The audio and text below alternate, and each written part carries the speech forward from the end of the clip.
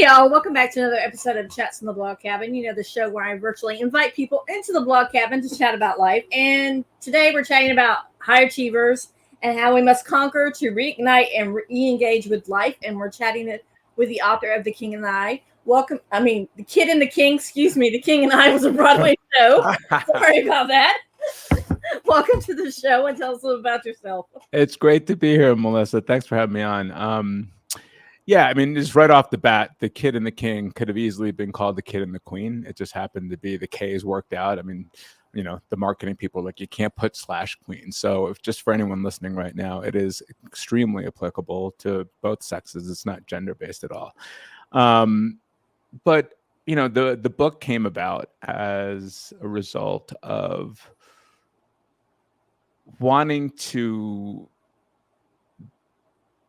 basically share a point of view that I had a kind of a privileged look into. I had the good fortune of growing up in a privileged environment. I was around a lot of high achieving people. I was around a lot of people, quote unquote, living the good life in the locations I lived in: Scarsdale, New York, and New York City, and San Francisco, and Newport Beach, and Malibu, and Santa Fe, and Telluride, and all these places. I was surrounded by, Instagrammable lives, basically, and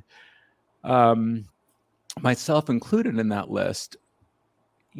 I spent a good part of, I would say, the majority of my life really struggling with showing up in the world with an inside that matched the outside. Maybe that's the way to say it, right? Like, I think I was a really, I learned to perform really well. I learned how to shake the hand and say the right thing and pull my shoulders back. And, I was born this way with this head of hair and height. And like, there was a certain level of, like, there was a game to be played. And I quickly learned that if I said certain things in the right sequence and I said it with a certain tonality and I looked people in the eye, there was a way to kind of get by. And I was good at it for a lot of the time. And it wasn't until, I'm 51 now, and I feel like I just kind of am getting, kind of falling into my lane. I mean, I'm listening to your story a little bit about, you got the empty nester now, and like now I'm, recreating yourself right now. So I had been on a journey of personal development from a very, very young age. And after studying philosophy and getting into existentialism and starting to take on this question of what it is to be human, I was trying to deal with my own stuff and my own mommy and daddy issues, if you will, right? Like I had the classic Indian immigrant parents who were just school, education, that kind of thing. And of course, all with great intention of bettering the next generation, right? And so, kind of with that in the background, I was out there kind of, and it was interesting because, like, friends of mine, they went on to like business school or law school. They went to Wall Street. They went to, med school. They became doctors. And, I headed out west and kind of in search of myself. And, I ended up in business as a philosophy major, which was kind of interesting. And that whole journey, and my first job as a ghostwriter for a book on women entrepreneurs. And I found myself in the business world. And over time, I was fascinated with business and strategy and realized my brain actually works that way. But what I found was, over time, it's like the business wasn't that difficult.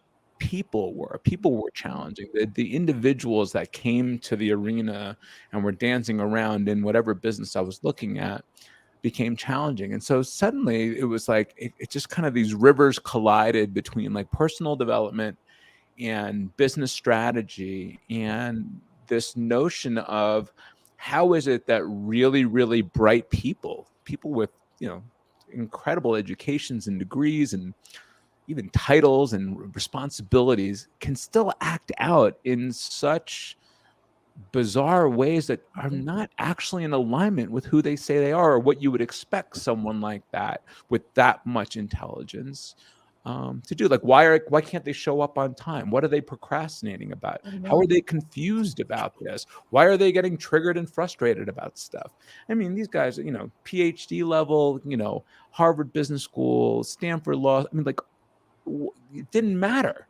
They were all up against this thing. And so my way of handling this was this notion that, what if there's just two parts of us, this young person, this kid that went through what it went through during the early years, and that those kind of experiences, whatever they may have been, whatever marks they left back then, may be inadvertently affecting how we show up today as adults. And we have our stories. And so the premise of the book is we underestimate the extent to which that's actually happening in our adult lives. And The Kid and the King was this juxtaposition of these two identities that I'm arguing can coexist with one another without being in an adversarial relationship, and bring some more love and compassion to that. So long answer, but that's how I got there.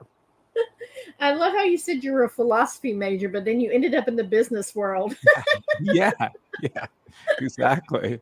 The first part, when you first started talking about how, we show up to the real world and how we show up in our life, it made me think about a lot of times the phrase, I know it's a catchphrase now, but the imposter syndrome. Oh, yeah. And that a lot of people feel like they're an imposter. People knew the real me, or the real person behind the show, or the real person behind this, the real person behind that, they won't like me. Yeah. So let's talk about how high achievers, how they actually face that imposter syndrome. Wow. Yes, it's a big question, and let me see if I can kind of we can slice this up in a couple ways. So, imposter syndrome, and I take that on in the book.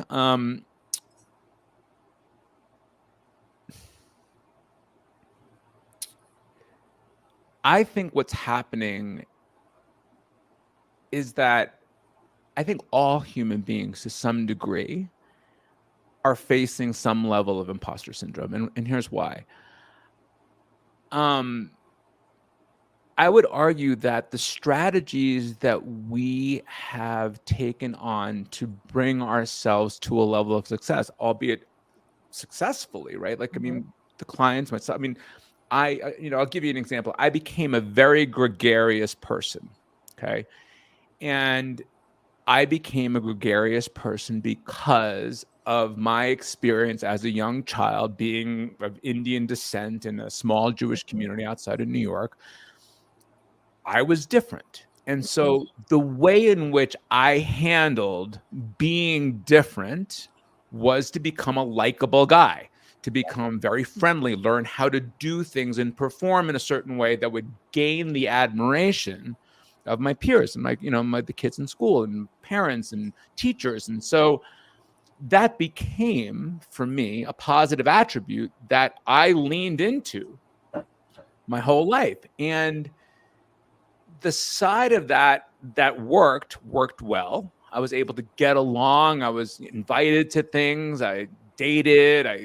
I got connected with. I became the class president. Right. I became this certain person. That's this personality. But the beginnings of being gregarious came from a wounded, hurt child who experienced the kids, running around in a circle yelling, "Shasheen doesn't have any friends," or the time that I was on the assembly school line and, a student behind me, noticed I smelled like curry. And, in the 70s, India wasn't that, people weren't that tuned in. So it was different. And the shock of being so different had me, I would argue, have to become gregarious. And so where does that become problematic, and how does that relate to imposter syndrome? Well, if my strategy in life is basically overcoming this wound by slapping this gregariousness on top of it, well, I'm still now having to be. And so having to be this person becomes a chore, becomes a job, and it actually can get in the way. So the plus side is, like, I don't want to become a non-gregarious person, but I also don't want to have to be in every single situation. And here's where it showed up for me. And this is when it became really clear. When it came to creating boundaries for myself with people, I was a boundaryless person. When it came to advocating for myself, when it came to salary negotiations or anything like that, I was pretty ineffective. At the end of the day, how I related to the world was, I'm terrified that you're going to run around in a circle and tell me that I don't have any friends, or you're going to exclude me from the group in some kind of way. And that's what I've got to keep at bay because, well, I'll just be gregarious and I don't want to create conflict right now. And that's a really great example, I think, for me, that illustrates like the positive and negatives of a strategy that was born in a very young period of my life that I carried into my adulthood without the understanding or the healing of what was underneath that. So I think that at the end of the day, everyone is coming to the table. Either they're being, I mean, it can look like this, like being good boys and good girls, right? So my whole context of life now is doing the right thing, being a good girl. It's the right thing to do, whether you're a person of faith or just within the community.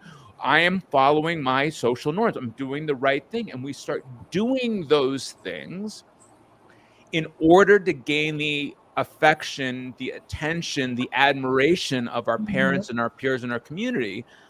And that becomes this very kind of almost addictive kind of feedback mechanism that at the end of the day, when I'm dealing with my own fears, doubts, insecurities, and worries about life in general that comes with the package of being human, I'm still trying to be a good boy and a good girl out there, but I don't feel like a good boy or a good girl. So I've got to continue to show up to get my feedback loop back in, and it becomes a very exhausting process. And there's some people that are fantastic at it. I mean, that are really, really, really good at it, and it looks incredible. The other side of that coin is the rebel, right? I'll show you, I will create a massive amount of wealth. I'll create a massive amount of success. I will, whatever it is to show you that I can do it. But still underneath that is a hurt little girl, a hurt little boy, some mom, some dad, some teacher, somebody in their life told them that they couldn't, or they were ashamed of where they came from, their background. And what they're doing is just slapping on top of that, I'll show you. And it's just this gigantic overcompensation strategy that we call life and success, and it's what we do. And arguably, there's nothing really, quote unquote, wrong with that. But when you start getting older, what you start to see is that fuel, that drive, whatever was driving that success or whatever got you to where you are, that you got married and had kids and, you have this family, all of that. Suddenly, if the inner work has not been done, if you don't have the right understanding of from where that motivation was coming, you will have that day of reckoning with yourself again and again until you deal with it. Yep, that is so true. And we need to take a quick commercial break, but then we'll be right back and we'll talk about how we deal with that emotional reckoning. We'll get to that point. Sounds great.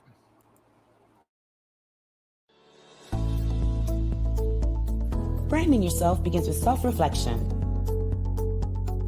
Taking stock of your strengths. Is there a particular talent that helps you shine? In this series, founder of Pierre Branding Group, Lydia Pierre, sits down with the executives and entrepreneurs to shed light on why it is important to brand yourself and get ahead.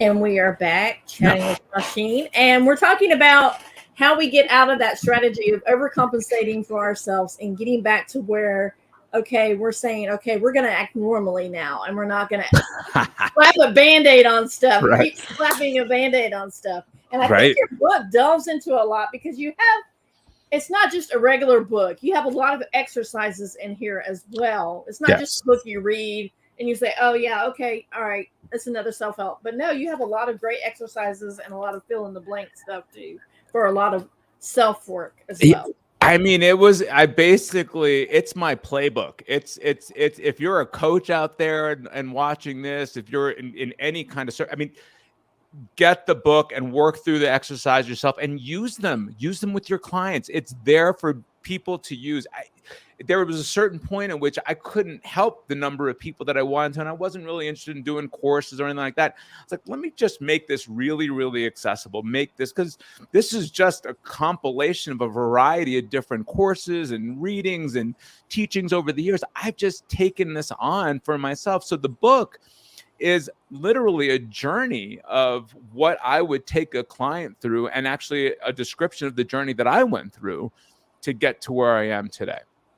So how did you get to the point where you weren't the gregarious little boy, you weren't slapping a Band-Aid on it anymore, and you were like, okay, I just have to be true to who I am? Oh my God. It's a great question, because the latest joke was I named my company Coherent Strategies 20 years ago.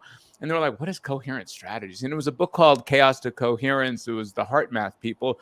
But something inside of me knew that was the journey that I needed to go on. And I swear it's taken me up until a couple of years ago to really finally, I don't know, take a page out of my own book, find that inner alignment. I mean, some of this sounds so like, Pollyannish, but it really is taking yourself on as this perpetual,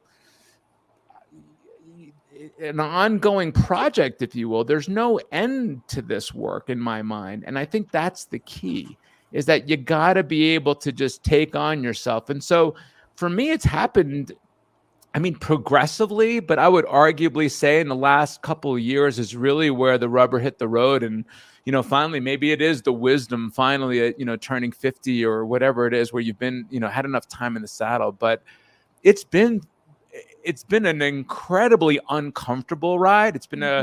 I've been extremely stubborn along the way. I've had, the I understand it intellectually, version, acutely aware of all of my dysfunction and still acting out in crazy ways. I've had that feeling of being an imposter, working with extraordinary people, thinking to myself at the end of, what am I doing? Right? Or like getting done with the end of the day and like, having that glass of wine that turned into a bottle by the time I was done with the day. And I've gone through all of those motions over the past 20, 25 years now. And, it's all been this perpetual journey to finally just say, hey, are you going to stop fighting with yourself? Are you going to stop, doing things that do run counter to who you say you are? Mm-hmm.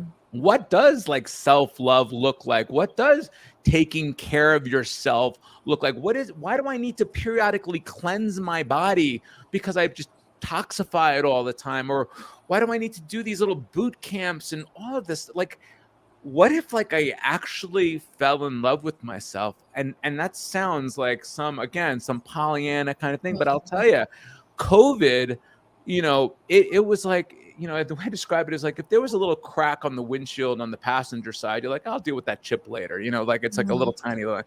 COVID was like anything that was in front of me just came right into my face. And it was like, I got to deal with this.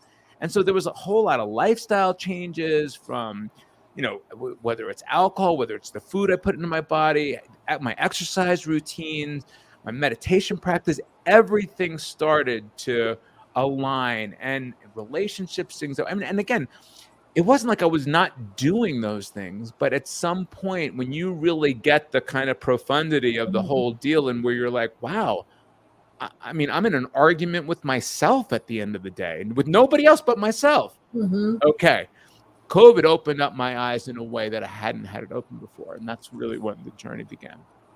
So how do we stop being our own worst critic? Because that's what it is. It's like we are our own worst critic. We are so down on ourselves that we tend to, even if somebody doesn't even see something. We see it, and we see the flaw, and we just beat ourselves up over the flaw. Yeah, and you're describing, would say 99% of the population where we actually beating ourselves up as some kind of motivational tool, right? So, we find ourselves with an intention and an idea, and then we go out there, and then we kind of say we're going to do it, and then we don't do it, or we do it kind of partially, or we stop doing it eventually, and then what do? Instead of just realizing we stopped it, then we go into this whole shame and guilt cycle that kicks in. And then we feel badly as if that's going to matter. But where it matters is the mechanism then goes into, okay, I'm going to feel badly. And then I'm going to crash. And then I'm going to pick myself up and I'll tell the Shiva story and I'm going to rise up and I'm going to get pumped up again, only to fall back down. And so, I think that at the core of the messaging of the book is to the most simple version is I've got to change the relationship that I have with myself rather than having it adversarial. So one of my mentors said to me, he's like, Shasheen, you're just not that interesting. You're just not that interesting. It's like the same story. He's like, it's so predictable. It's like, yeah, the Indian immigrant son, blah, blah, blah, poor little kid. Kids ran around in a circle, made fun of you, and insecurity, da-da-da, not good enough, not lovable. You got a 99. Your dad said you needed 100. I mean, okay, so what? And he said, that the patterns are so repetitive that it's not even interesting anymore. And so I remember when he said that, it really did open up my eye to just say, okay. And so the call to action in the book is to now do the work again and to develop a familiarity with this part of you called the kid, right? And understand it and distinguish that kid so clearly with as much color as you possibly can. Like all of the stories, whether it happened or it didn't even happen. I've had clients be like, I don't even know if that happened to me, but I've been saying it like it happened, right? I'm like, wow, that's interesting, right? So like we have this version and really start to just understand that under these circumstances, with these tonalities, with these people, with the volume of their voice, with these certain catchwords and phrases, with these kinds of situations, what is predictable is this little kid is going to wreak havoc on my life and start making me feel insecure. It's going to trigger me. It's going to cause this response for me to defend, protect, justify, explain, or whatever it may be. And it's just this handful of things. Like, so even on these, like going live on video, a year ago, I would never in a million years do live on video, right?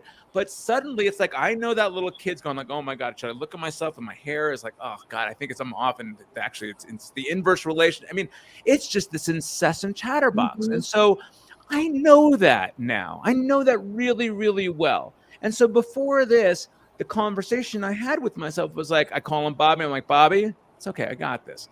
We don't know this woman. It's going to be fine. She's not going to hurt us. It's all okay. She's not going to gotcha anything. You've got nothing to hide. All you got to do is be yourself. And now it's a conversation that I'll have with myself prior to getting into this. So the idea is to what if, I think the expectation that I had and my clients have, and it's something that I'm really explicit about when I start working with someone, is like, I'm never going to get rid of that kid. I'm never going to get rid of that insecurity, that self-doubt, that worry, and that incessant chatter. What I can help you with is developing a familiarity with the circumstances and the situations that will bring up that part of you, and actually work with you to decrease what I call it the ID. It's like the intensity and duration. We ID the emotional state, and then we ask, how intensely do I want to experience this, and for how long?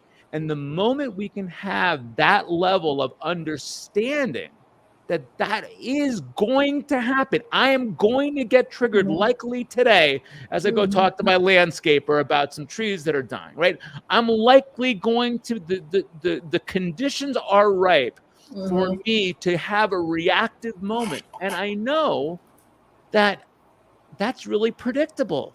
He said one thing and he did another thing.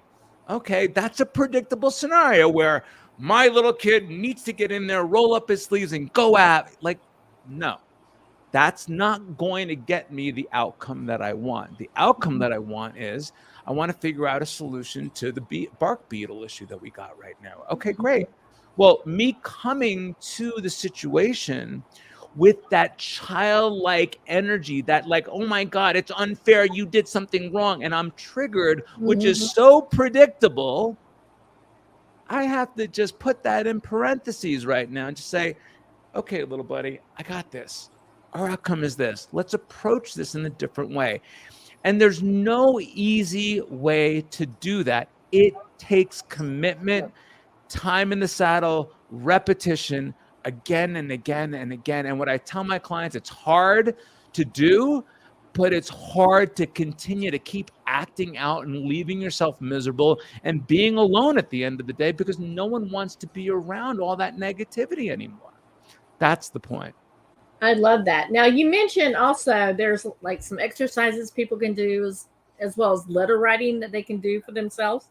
So let's talk about that. Yeah. Like, so this is for anyone listening right now, this was the breakthrough moment for me. So on page 11 of the book, I talk about this exercise called the 5 and 5. And it was a therapist of mine that just said, hey, listen, Shasheen, like, what are the, 5 characteristics about you that you love?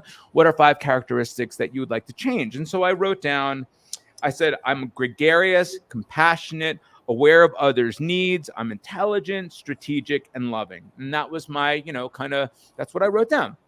And then she said, okay, what about the negative? And I said, well, I'm a procrastinator. I'm definitely overly critical. I'm judgmental. I'm intolerant. And I'm kind of a rebel. And I was kind of like, oh, okay.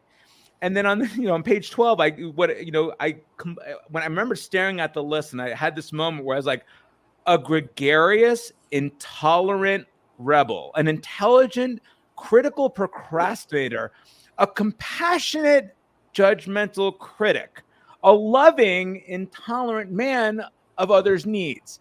And I was like, okay, this set up the problem for me. I was like, this is what's going on. And so then, the book then carries you on this journey to then say, okay, well, how did I become those people? Like, how did I become gregarious? How did I become loving? And so typically what I would say is that, those traits and attributes were kind of generated out of our childhood experiences. So I became those things because I was in this environment with these parents in the school district. I may not have experienced a lot of love in my life, so I'm going to be loving. I didn't have a lot of, so there was money issues. So I'm going to be generous. So it's almost like a reaction to so many of these things. And a lot of times if you do this for yourself, you'll see that if you called me the opposite of loving, I'd be like, what? Like, no, like, of course I'm loving. Like, that's, it's an attachment to that. Like, that's kind of like how I had to be to survive in my life. And then when we look on the other side of the negative attributes, we realize that those attributes are there as a way to protect ourselves. There's some like they as long as I can, push people away and keep some distance or procrastinate, a lot of my life was, basically hedging my bet against real success. So, well, I have this like I had to learn about how being those things actually were working for me and serving me and actually helping me. And what I realized, it was like helping me keep safe, right? Like if I can keep looking outward and be judgmental and critical, or I can procrastinate and I can do those things, it takes the responsibility off of me and it goes to this other thing. And so that was one of the first kind of ahas. So then the book takes you through a series of exercises. One is a letter writing exercise to your kid, where you're actually taking the time to acknowledge from the king or queen's perspective this child's experience as it was experienced by the child at that time. And I say that really intentionally because so many people, myself included, like, that was such a long time ago. Like, what are you talking about? Like, that was a while ago. Like, and you had this idea that time heals old wounds. And I completely disagree with that. Time does not heal old wounds. Time separates us from old wounds so that it's more manageable. But man, those old wounds are sitting right there. It's the way our brain processes information. It is right there looking for a similar circumstances or anything that smells like a similar circumstances in which that old wound can be revisited. And if you get honest with yourself, you'll see it everywhere in your life. And so you go through that. The next exercise is a letter writing exercise to your parents. And the goal here is, the letter to yourself is more, I would argue, a more of an act of self-love, like really like giving yourself this moment of like, yeah, that happened. And when that happened, it was real and it was terrifying. It was, and the book walks you through the exercise. But then the next part is like, well, okay, that's all true. But then in spite of that, you went to college, you did whatever you had to do. And you realize that I had to drive the first time. I had to go out on a date the first time. I had to give a presentation the first time. I had to get a job the first time. You start to realize that everything along the road was for the first time, and that there was something inside of me that had the resources and the ability to meet that challenge. So it's a really great reminder. So it's a real like loving exercise for yourself. And the one for the parents is more about realizing the extent to which any kind of negativity towards your parents at a certain point in life. And I'll take it one step further. I'll argue that if you can't move towards real emotional generosity to your parents, you're leaving some money on the table in your experience of life. And that is because if you approach this from, well, they were just, even there's a lot of sneaky ways, right? I mean, there are people that are just upset. Couldn't stand my mom. She was that way. I'll never be like her. Boom. That's easy. We can deal with that. And we go through that. Your parents, for the most part, never woke up and said to themselves, you know what? Today, I'm going to totally mess with Shasheen. Or today, I'm going to say some stuff that's going to sit on his shoulder and come up in every single relationship he has and every single authority figure. I'm going to do some shit. I'm going to go there with him today. They never said that. And we live our lives in a way as if that was the case. So the letter opens the doorway to moving towards, the moment I said to my dad, what was it like having me as a son? What was it like having me as a son? I'm so sorry. It must have been hard to have me as your son. And it like flipped the switch. It was like, whoa. Right? Think about that. And suddenly I was like, oh my God, well, my dad was this immigrant. He came along the way and he's a doctor and he tried to get us the best education. I didn't get into an Ivy League school. And, I was in Santa Fe, New Mexico and skiing and finding myself while the rest of his Indian people and his community were talking about their kids going to med school. So you really start to find, and actually the book ends with the last chapter. And that's why I hope those of you who read it get to the last chapter or just skip to it and read why the rest of the book is important, is because it is called The Greatest Gift, because the reconciliation with my dad was probably the greatest release and the thing that freed me up into the world to be really effective and to be in this place, to be able to do this kind of work. So that's that exercise. Now, all of that is wrapped around the 5 questions. And I think this is really, if you don't want to write the letters, if you don't want to do any of it, look at it this way. Anytime you're in a situation when you get triggered, 5 questions that you can walk through each situation after it happened to start bringing to surface where the potential work is for you to go do. So if you get triggered, for example, So there's a couple of examples in the book, but if we just take an example, but I come home and my spouse says blah blah blah blah blah, right? You ... I didn't, and we did whatever it is. You've got to be able to differentiate. For the first question is, what actually did you observe? Meaning, can I look at the situation objectively? So the way in which you describe that situation is, I walked into the house, my spouse said this word, this word, this word, this word. No tone, no angry. Those are all interpretations. So we distinguish between this idea of like, I observed some objective criteria. So for example, a great example is like the weather, right? So it's 66 degrees here. It's arguably warm for those of us who are here in the Rocky Mountains. Now, friends of mine visiting from Florida would be like, wow, I got to put on a puffy coat. What is true is 66 degrees. That we can all agree on. But whether it's hot or whether it's cold or whether I need a jacket or whether it's not, or whether it's going to be comfortable or uncomfortable or there's too much sun or too little sun, is all subject to what I then concluded about that objective data. Now, this is where I think the rubber hits the road, because that's where the discovery from question 2, what did I conclude? Well, that's where you have total responsibility, right? So you can now start to own that based on my experience, where I come from, and all those childhood experiences, all those situations that you went through, all of the fights that you've had, all of the disagreements you've had, all the times you felt uncomfortable, all the different kinds of people, avatars, everything that possibly has come before this moment in time has led you to a conclusion about some very objective information. Third question is, well, after I concluded that, how did I feel? Well, that conclusion now, like, well, he said blah, blah, blah. Well, I felt like he was disrespectful and he was really angry. Well, what did that make me feel? Well, it made me angry. It created an emotion. So the conclusion that I came up with based on some objective criteria has now caused an emotional reaction in me. We call that a trigger, right? So now I'm triggered. Oh my gosh, right?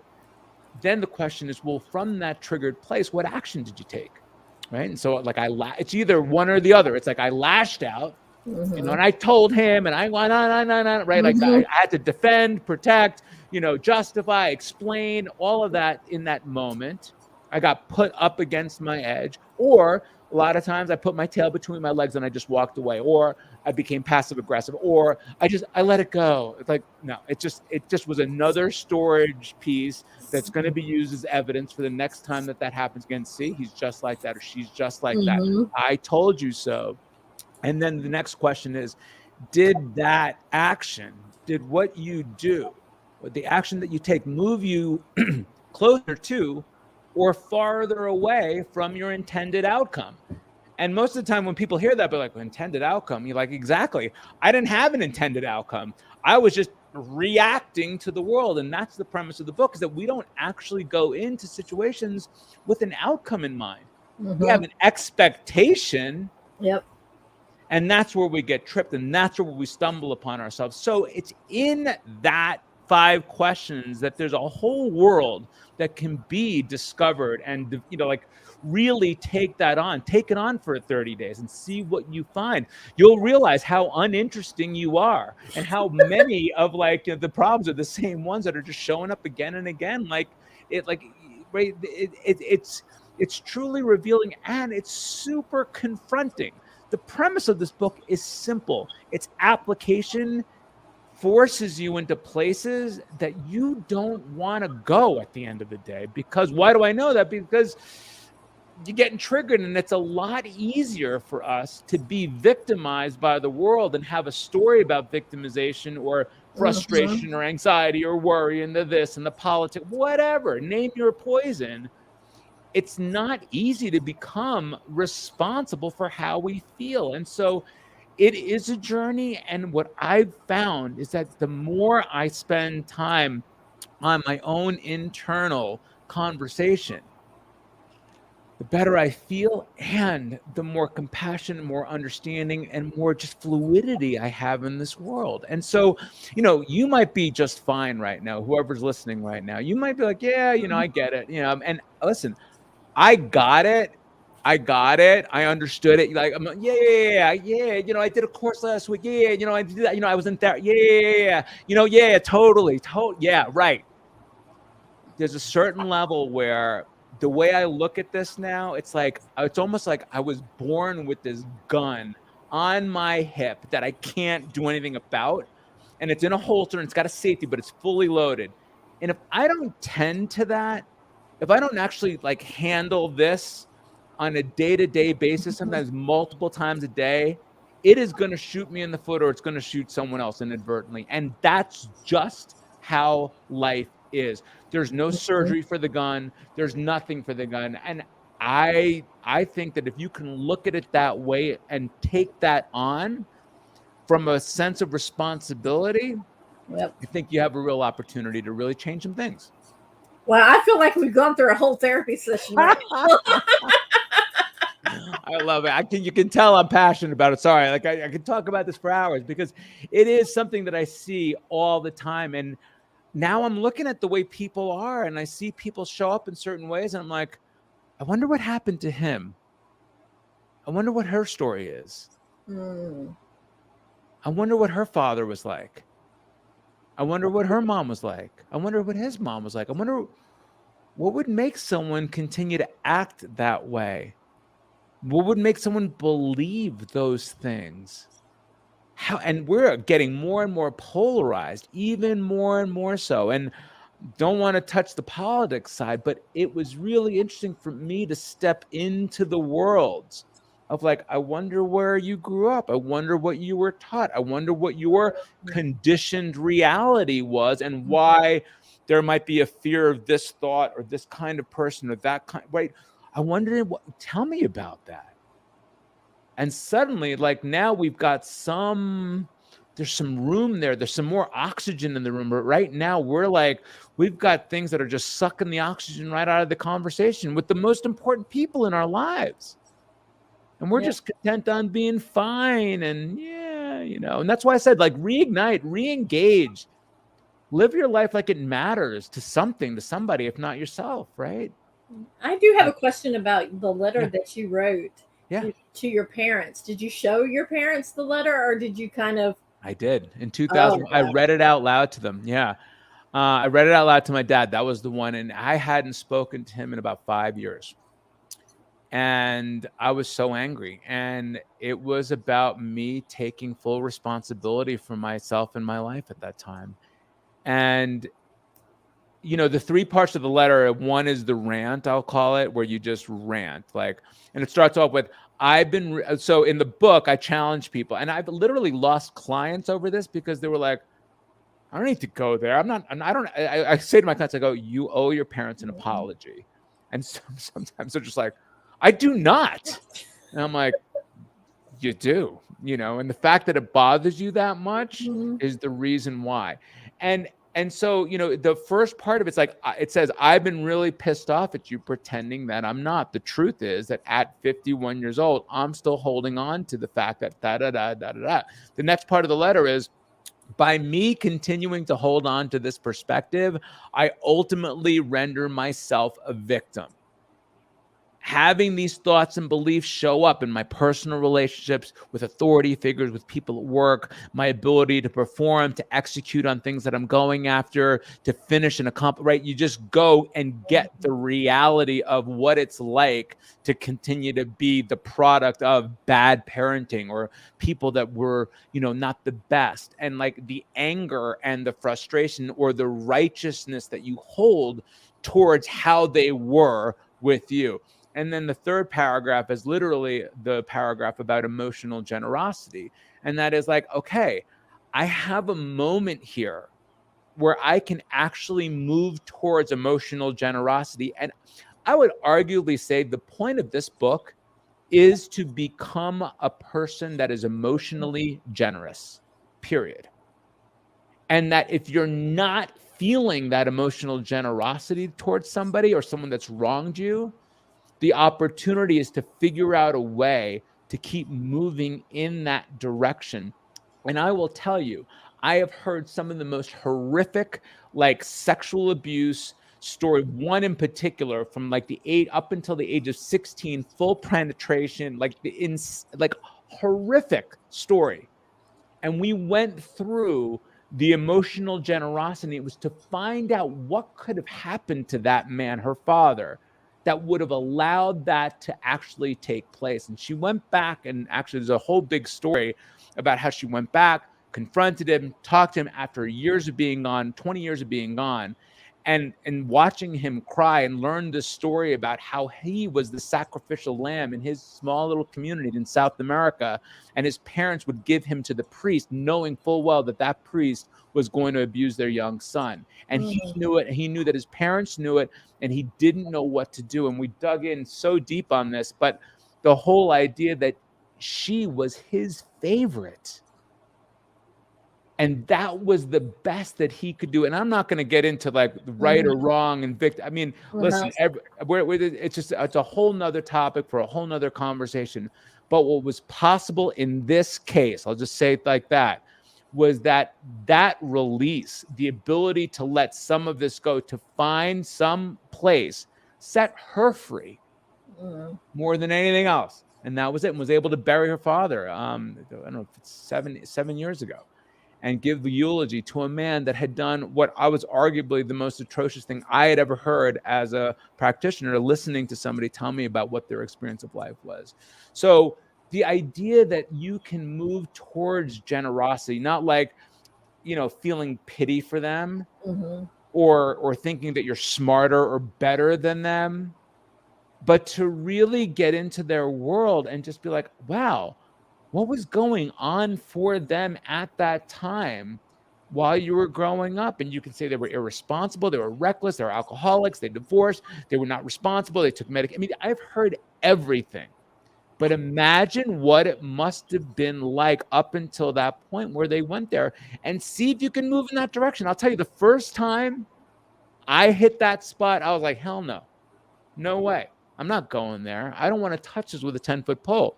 But then I asked the question, who do I need to be to give to my dad, to give to my mom, everything that I had been asking of them?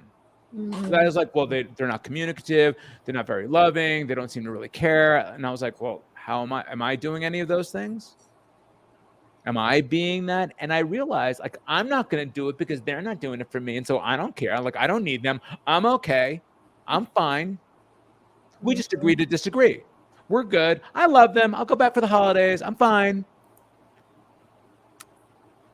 You can go through the rest of your life like that, and you could probably navigate pretty well. But the opportunity is to become someone that is capable of that kind of just being someone that's free to give in that way. And that came right off the same prayer, St. Francis of Assisi. Seek not to be understood, to be understanding. Seek not to be loved, but to be loving, right? It's in giving that we receive. Can you really step into that? I'll tell you, I couldn't, but the journey that it put me on, what I had to confront inside of myself was the greatest journey I've ever been on. Wow. How long did it take that journey, though? Painstaking, because of course I didn't do it like I just did it my own way. The incoherent strategies was it was like I wished. I mean, there was a time I used to think about my dad's plane crashing when I was a kid, to really like so angry, to not talking to him, to saying, well, he's my dad and I love him, and and that's about as much as I can say. But like, I still held this righteousness on. But the moment, I think in time, I think what it was for me is that at some point I just realized, being in the work and really continue to look through this stuff, I was just tired. I was just like, I can't believe that at this stage of my life. I mean, I think the question intrigued me. Like, wait, I can't give this? Like, why? Like, it really struck me as like, wait, but then if I can't give to him freely, well, what does that say about me? That, well, he wronged me. So like at that time was 40 years old, like, is that the conversation that I now have to live with? Like, well, he wronged me. And like, really? Like, in what way? Like, is he still wronging me? Like, okay, so he's like asking me questions that appear to be a little bit judgmental. And as I go through my filter, what happened? What did I make? What did I conclude? What emotion? Like, I'm just getting tripped up in this little circuitry that's been going on a long, long time. And it's actually not true. The guy genuinely loves me, and the guy genuinely wants the best for me. I mean, even the ones that are critical and like, that's their way of showing love. One of my favorite stories was this guy. He was like a lawyer, 58 years old. And he was like, it was this whole story about, this sweater that his grandmother, his mom gave him. And, did you wear your sweater? Did you wear it? And, like how emasculated he was because his mom always asked him about the sweater. And, it's like, finally, it was like, just put your sweater in the car and just tell your mom, be like, Ma, I got the sweater. It's in the car. Don't worry about it. Right. Like, but he had this drama about this thing about the mom doing this to him. But the mom was literally just, that was her way of showing love. That was how she could express love. It's like, did you wear your sweater? Oh, she doesn't trust him. What did you? So great example. What did mom say? Did you bring your sweater? What did I conclude? She doesn't trust me. She's still fantasizing me. I'm still a child in her mind. What did it make you feel? Made me feel small, little, angry, frustrated, disrespected. What emotional state, right? I mean, like, you just kind of get into it and you start seeing it at that level. Yeah. Wow.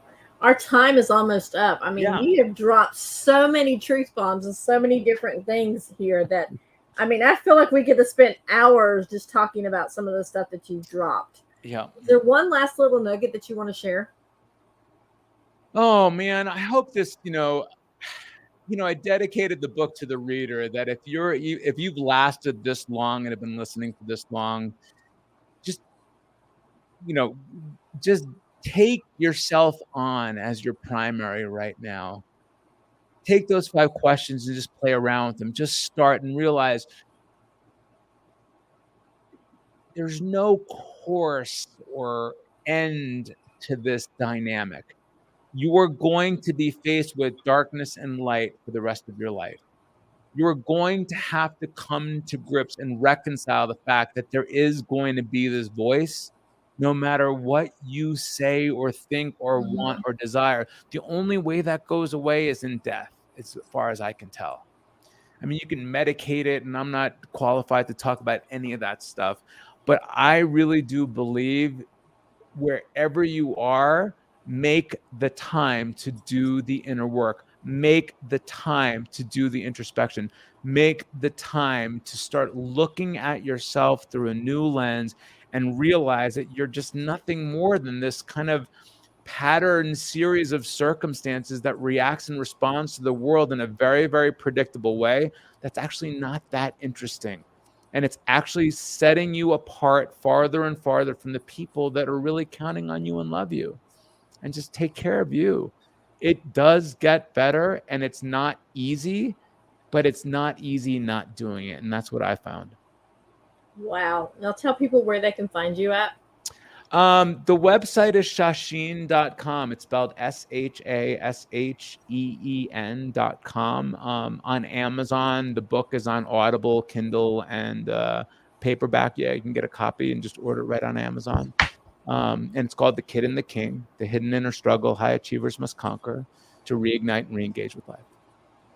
I want to thank you so much, Shasheen, for coming on and for sharing and for writing the book and for your journey into writing the book, because you can tell you had a lot to do, a lot of work to do to actually get to the point where you wrote the book. True. 6-year process, finally. Yeah. I think it actually took longer than that, because you were talking about right. You had to get to the point where you were able to even write the book or even work on yourself. So very, very true. It was, yeah, agreed. And I think a lot of people will resonate with that because you practice what you preach. A lot of people will put stuff out, but they don't practice what they preach. And here you're practicing what you preach. I'll tell you, the best compliment that I got the thing that I'm most proud of this, because this wasn't a book like, oh, it's like, oh, you're a coach, you got to write a book and get it out there and get your sales funnels together. And I've got zero marketing. I don't have any sales funnels. There's nothing to sign up for. There's nothing at all. This was a book from the heart. And I started it 6 years ago, and I reread it right before COVID. And I was disgusted with what I'd written. I'm not disgusted. It was so riddled with I think the kid wrote the first draft of my book. Really, seriously.